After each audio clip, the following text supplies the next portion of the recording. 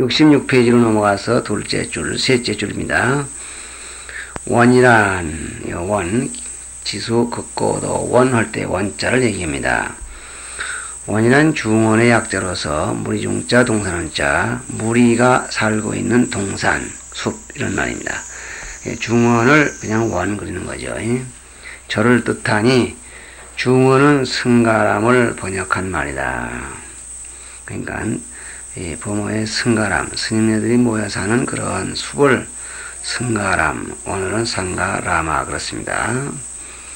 이 번역한 말이다. 수달장자가 부처님께 절을 지어 드리려는데 그 후보지는 제타태자의 소유이어서 그를 팔라고 청했다. 그러나 태자는 팔 기사가 없어서 엄청난 값을 불러 장난을 했다. 어차피 팔지도 않을 거 호되게 비싼 값을 불러서 저 친구가 그만 놀래서 도망을 가도록 이렇게 이제 엄포를 놓은 겁니다. 그렇게 장난을 했는데 그러나 장자는 수달장자죠. 극고독장자라고도 하고 수달장자라고 다 되겠죠. 장자는 거침없이 그 많은 값을 내고서라도 사겠다고 하기에 그 이유를 물으니 전 인류의 스승이신 부처님께 절을 헌납하겠다는 것이었다.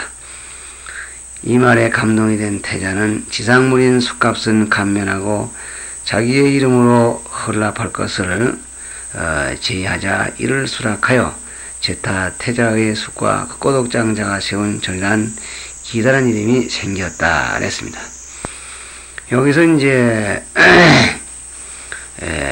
수달장자가 애로우니만 돕는 것이 아니라 그러니까 옳고 바른 일을 위해서도 재산을 쓰는 그런 특지가였다. 이걸 엿볼 수가 있고 따라서 부처님의 법이 인도 천지에 빠른 시일 내에 그렇게 정착할 수 있었던 것도 이러한 수달장자 같은 분의 도움이 컸다. 이렇게 생각할 수 있을 것입니다. 그러므로 오늘날 특히 이 종교 포교는 소리없는 전쟁이라고 이렇게 말하게 된 요즘에 신도, 특히 뜻있는 신도 하나하나에 거치는 그 교세에 직결되는 그 영향이 큰 것을 생각해서 깊이 우리가 다시 한번 생각해 봐야 할 것입니다. 그런데 여기에서 지금 수달장자가 그 태자에게, 제타 태자에게 땅을 팔라고 안 팔 생각으로 깊이 많이 불렀으나 자꾸 팔라고 그래서 부처님에게 그 절을 지어 바치려고 한다는 말에 이 제타 태자는 감동을 합니다. 왜 그랬을까요? 그렇게 옳은 말씀을 일러주시는 분을 소중히 여기려는 그 고마운 마음씨 여기에 감동이 된 겁니다. 과연 참 이 성인이라야 성인을 한다고 그런 복스러운 때에 태어났던 분들의 생각하는 사고방식이 과연 장하다 하겠습니다. 요즘 그 어떤 사람이 이렇게 참 옳은 말씀을 해주기 위해서 돈을 낸다 하면 특지가라서 굉장히 또 받들어 모시는데 막 또 그러니까 귀하다는 때문일까요? 아니면 그러니까 자주 있어서 그런 얘기일까요? 그러나 일반적으로 너 얕기만 한 세상에 옳은 일을 위해서 옳은 진리의 말씀을 알려주는 분을 위해서 아까울 것 없이 그 내 것을 내놓는 그 정신자세 여기에는 제타 태자도 감동이 되어서 그러면 땅값은 팔고 받고 땅 위에 있는 숲값은 지상물값을 감면해서 숲은 내 이름으로 시주한 걸로 해주시오. 이렇게 해서 수달장자가 땅을 사서 집을 짓고 그 나머지 숲은 제타태자가 기부를 하고 이렇게 된 것인데 그렇게 되면 큰 걸 먼저 얘기하자면 수달장자의 절에다가 제타태자가 기부한 숲 이래야 되겠는데 지금이나 그때나 제타태자는 왕족이고 태자이고 수달장자는 신하입니다. 신하 밑에다가 왕의 태자의 이름을 두는 것이 옳지 못하다 해서 제타태자가 기부한 숲이 비록 적지만 제타숲을 먼저 얘기를 하고 그 다음에 수달장자를 다음 얘기했다 이렇게 얘기를 전하고 있습니다. 이렇게 해서 이 기수극고독은 다시 말하면 기수극고독이라는 절 이렇게 얘기할 때에 여기 이것은 이 아까 요 오해 시간에서 요 오해 시간에서 육하원칙 이런 원칙을 얘기하면 이것은 장소를 얘기하게 됩니다. 언제 어디서 때는 언제가 되고 이 처는 기수극고도라는 장소 그래서 이것은 어디서에 해당되는 그래서 이거를 처성취 그립니다. 넷째 번에 처성취 장소를 지적함으로써 이 경에 대한 믿음을 확실히 하는데 도움이 된다 이런 얘기입니다. 그러면 그 다음에는 큰 비구 했어요. 큰 비구들 1250인과 함께 그랬습니다. 신문, 시주, 처중. 그러면은 여기서 지금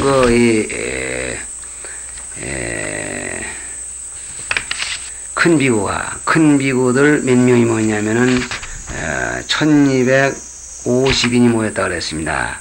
큰 비구들 1250인 이걸 합해서 이거는 무리 중성취 그립니다. 그러면 이상으로서 5가지를 얘기하게 되는데 믿음을 이루게 한다. 또 이 들음을 이루게 한다. 들음이 확실하게 도움을 준다. 믿음에 도움을 준다. 그 다음에 이제 이렇게 해서 누구 있었느냐 이것도 문제죠. 그래서 큰 비구들 1250인과 함께 계셨다 하려고 하는 얘기인데 이 큰 비구를 얘기하기 전에 여기 지금 이 본문에 보면은 어느 때 부처님께서 이랬습니다. 부처님이라는 말은 여기서 강화해서 언급을 안 했지만은 여기서 이 6가지 요건으로 이 부처님 말씀이라는 걸 믿게 하는 그런 그 요인으로 볼 때에는 부처님이 하나 듭니다. 그래서 정확 순서로 말하면은 여시 이와 같이 하나 내가 들었다 둘 어느 때 셋 부처님이 여기 들어가서 넷 그래서 말씀하신 누가 이런 얘기 되죠. 누가 그냥 언제 누가 부처님이 어디서 지수 극고도원에서 누구와 더불어 큰 비구들 1250명 더불어 이렇게 해서 6가지 요소라고 합니다. 그래서 이 부처님을 지적해서 뭐라고 하냐면 주성취를 해요. 부처님은 주성취. 그래서 이 주는 뭐냐면 이 사건의 주인, 경월설하시는 주인 이렇게 해서 주가 되고 여기 큰 비구는 중성취, 무리가 이루어졌다. 자기 혼자 아무도 듣지 않는 데서 얘기했다면 아무 신용이 없어요. 그래서 이 안한존자 혼자만 들은 것이 아니라 1250명이 들었는데 다른 경우에서는 그때 누구누구 이름을 다 댑니다. 그 누구누구가 그때도 그 당시에 모여왔다고 그랬고 와서 이의가 없다고 그러는 장면이 나옵니다. 기뻐하면서 물러갔다 이렇게 뒤에가 나옵니다. 그러면 이제 여기는 그렇게 그 누구누구 모였던 얘기는 열거하지 않고 있는데 우선 큰 비구들 이렇게 버립니다. 큰 비구라 하면 그랬죠. 덕 높고 점잖은 비구란 뜻이니 큰 비구 대비구 했어요. 한자는. 그러면 대자의 뜻이 뭐냐 덕도 높고 점잖고 이런 뜻입니다.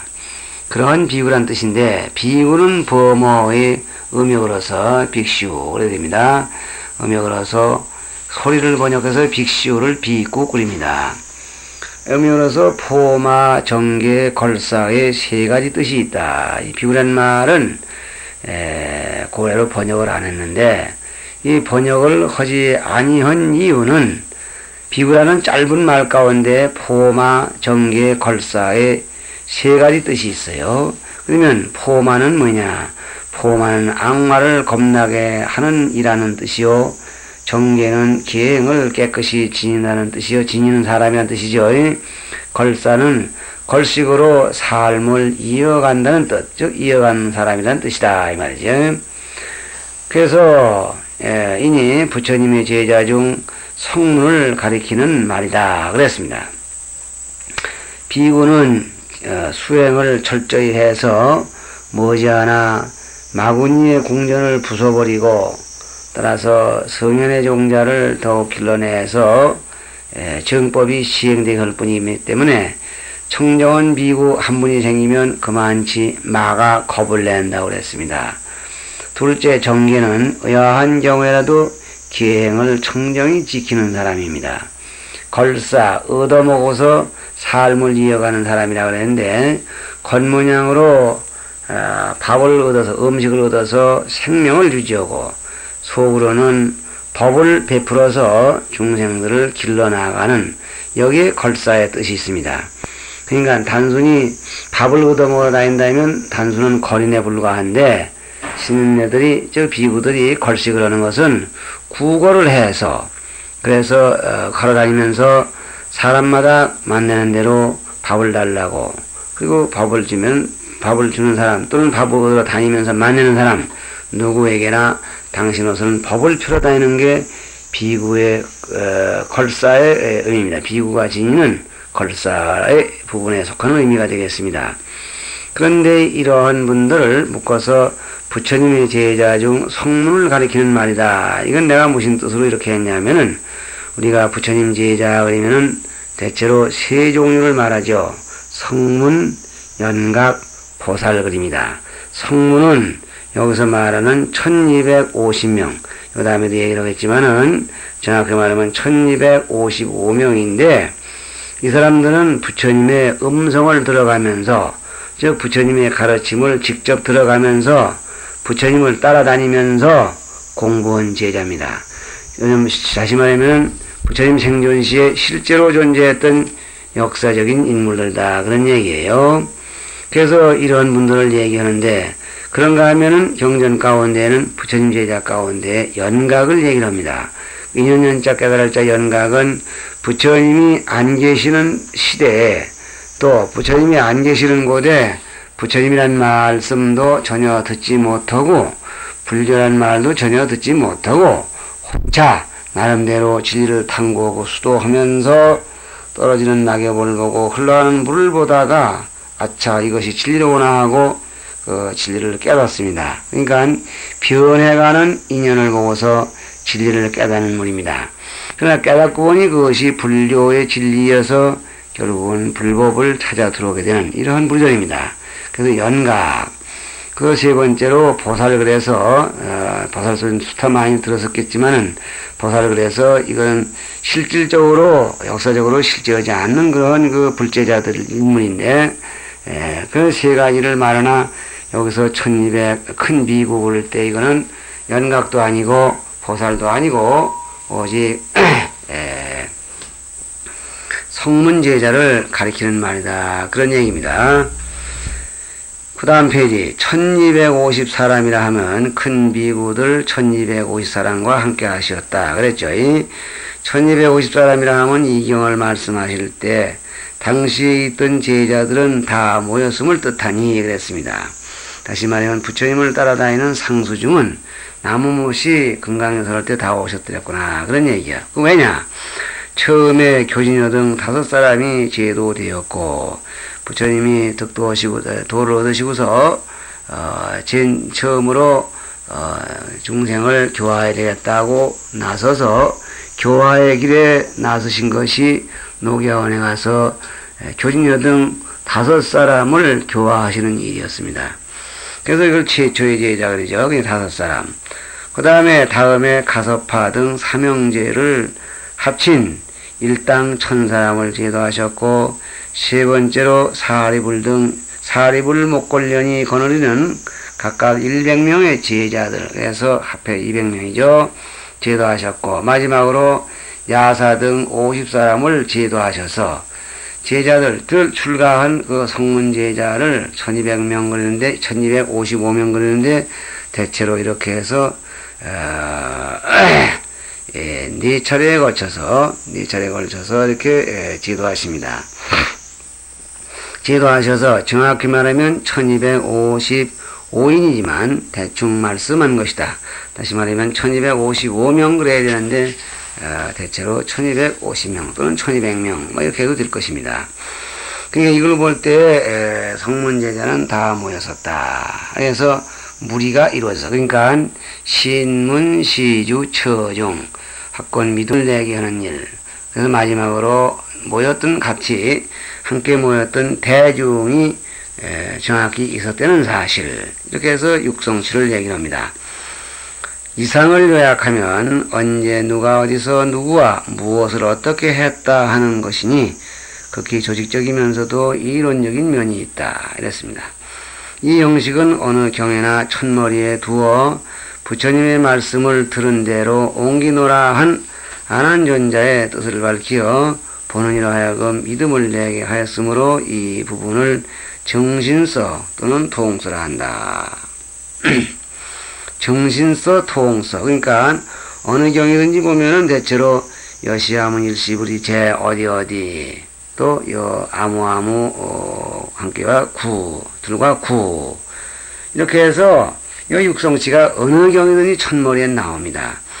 근데 이 나오는 것은 대체로 이상 수차누누이 얘기했지만은 이것을 안한존자가 설해내시면서 내가 조작으로 만들어낸 것이 아니라 부처님께서 말씀하신 것을 들은 대로 바로 기억해서 앵기노라 하는 것을 신심을, 즉 믿음을 입증하려는 부분이다 그 말이야. 믿음 안한존자 자신이 자기가 부처님의 말씀을 전달한다는 것을 믿도록 입증시키는 부분이라 해서 이거를 정신서 그러죠. 이 부분을.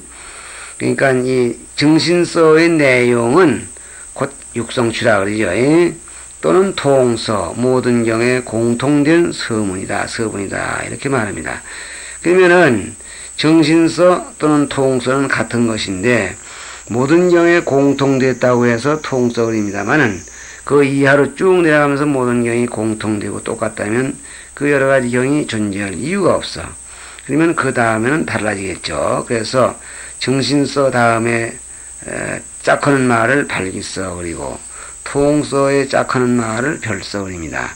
물론 요 다음에 이게 지금 언급이 되었으니까 지금 여기서는 있지만 하지만은 이렇게 해서 정신서가 끝난 거죠. 따라서 이 정신서에는 대체로 6구분이 있어 이를 육성취의 법이라 하는데 육성취란 6가지 조건이 구비함으로써 부처님의 말씀에 대한 믿음이 구체적으로 이루어진다는 것이다. 이상 얘기해서 이해가 쉬울 겁니다. 그러면 그 6가지는 무엇인가? 첫째, 이와 같이는 틀림없다는 뜻이요. 둘째, 내가 들었다는 것은 들었을 뿐이요 내가 깨달은 것이 아니라 하며 문성취 그랬죠. 셋째, 어느 때라 하면 시간이요 시성취. 넷째, 부처님이라 하면 말씀의 주인이요 주성취, 임금주자 주성취. 다섯째, 사위국 지수 극고도이라 하면 장소요 이걸 처성취, 고처자 이룰성자 이룰치자 처성취. 그 다음에 여섯째, 1254랑 큰 비구들 1254랑과 함께 하셨다. 여기까지는 대중, 중성취 이렇게 해서 이것이 육성취예요. 이 6가지는 마치 현대 논리에서 육하원칙과도 같다 하겠다 이렇게 해서 한 장 넘어갑니다. 68페이지 그때 이하로는 그러니까 그때 세존께서 밥대가 되자 이랬죠. 그래서 그때 세존께서 밥대가 되자 그러는데 이걸 자주 봐가면서 이렇게 들으세요. 그때 이하로는 위의 정신서에 대하여 별서라 하니 정신서에 대하여 여기 이제 그렇게 쉽게 처리해 버렸습니다만은 정신서에 대해서는 발기서 우리가 지금 출발한다고 하는 그런 뜻으로 출발하는 발자 필발자하고 또 그 다음에는 일어날 기자 그 발기서라 그리고 또 별서란 말은 통서에 대해서 별서라 그럽니다.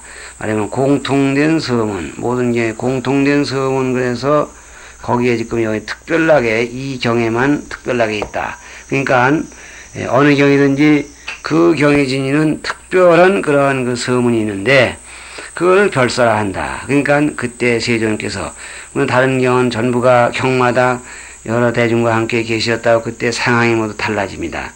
그때 누가 물었대든가 누가 우선 우리가 이 흔히 보는 은중경 같은 걸 보면 여러 대중과 함께 계셨다. 그때 부처님이 옆에 있는 마른 뼈다귀 한 무대 들고 있으니 넙적 절을 하셨다. 이렇게 해서 그것이 이제 은증경이 설해지는 동기죠. 그걸 보고서 안한존자가 왜 부처님은 가장 존귀한 분이신데 그런 하찮은 그 마른 뼈다귀를 보고 저러십니까? 그러니까 부모의 은혜가 어려운 것을 이렇게 얘기하십니다.